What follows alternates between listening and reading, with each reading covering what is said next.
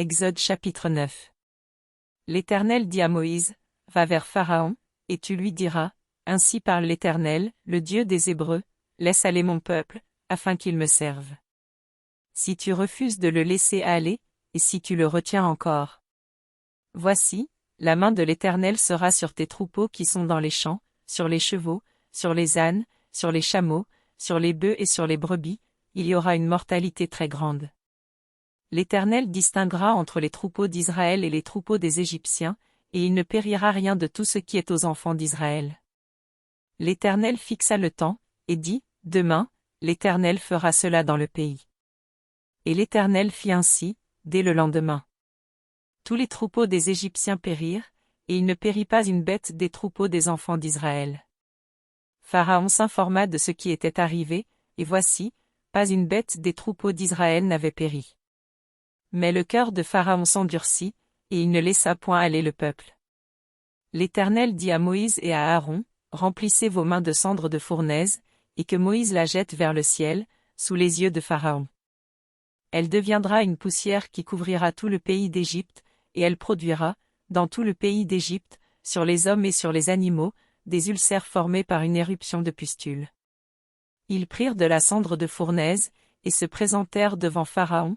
Moïse la jeta vers le ciel, et elle produisit sur les hommes et sur les animaux des ulcères formés par une éruption de pustules. Les magiciens ne purent paraître devant Moïse, à cause des ulcères, car les ulcères étaient sur les magiciens, comme sur tous les Égyptiens.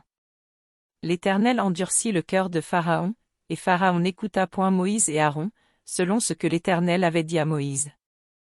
L'Éternel dit à Moïse, lève-toi de bon matin, et présente-toi devant Pharaon.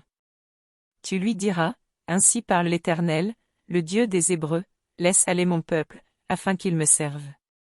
Car, cette fois, je vais envoyer toutes mes plaies contre ton cœur, contre tes serviteurs et contre ton peuple, afin que tu saches que nul n'est semblable à moi sur toute la terre. Si j'avais étendu ma main, et que je t'eusse frappé par la mortalité, toi et ton peuple, tu aurais disparu de la terre. Mais, je t'ai laissé subsister, afin que tu voies ma puissance, et que l'on publie mon nom par toute la terre. Si tu t'élèves encore contre mon peuple, et si tu ne le laisses point aller, voici, je ferai pleuvoir demain, à cette heure, une grêle tellement forte, qu'il n'y en a point eu de semblable en Égypte depuis le jour où elle a été fondée jusqu'à présent. Fais donc mettre en sûreté tes troupeaux et tout ce qui est à toi dans les champs. La grêle tombera sur tous les hommes et sur tous les animaux qui se trouveront dans les champs et qui n'auront pas été recueillis dans les maisons, ils périront. Ceux des serviteurs de Pharaon qui craignirent la parole de l'Éternel firent retirer dans les maisons leurs serviteurs et leurs troupeaux. Mais ceux qui ne prirent point à cœur la parole de l'Éternel laissèrent leurs serviteurs et leurs troupeaux dans les champs.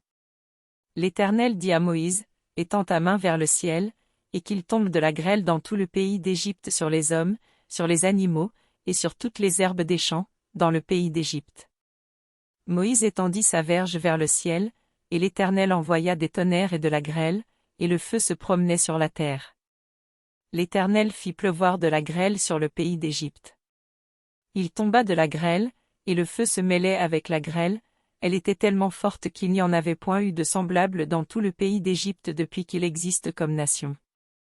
La grêle frappa, dans tout le pays d'Égypte, tout ce qui était dans les champs, depuis les hommes jusqu'aux animaux, la grêle frappa aussi toutes les herbes des champs, et brisa tous les arbres des champs. Ce fut seulement dans le pays de Goshen, où étaient les enfants d'Israël, qu'il n'y eut point de grêle.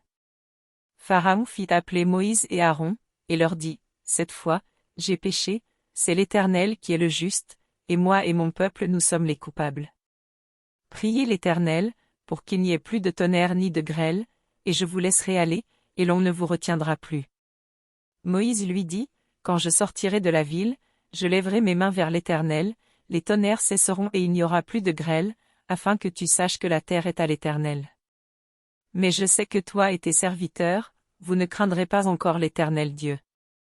Le lin et l'orge avaient été frappés, parce que l'orge était en épi et que c'était la floraison du lin. Le froment et l'épeautre n'avaient point été frappés, parce qu'ils sont tardifs.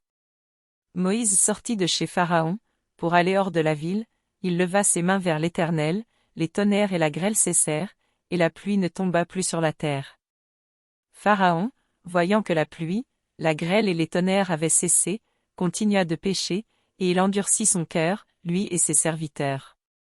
Le cœur de Pharaon s'endurcit, et il ne laissa point aller les enfants d'Israël, selon ce que l'Éternel avait dit par l'intermédiaire de Moïse.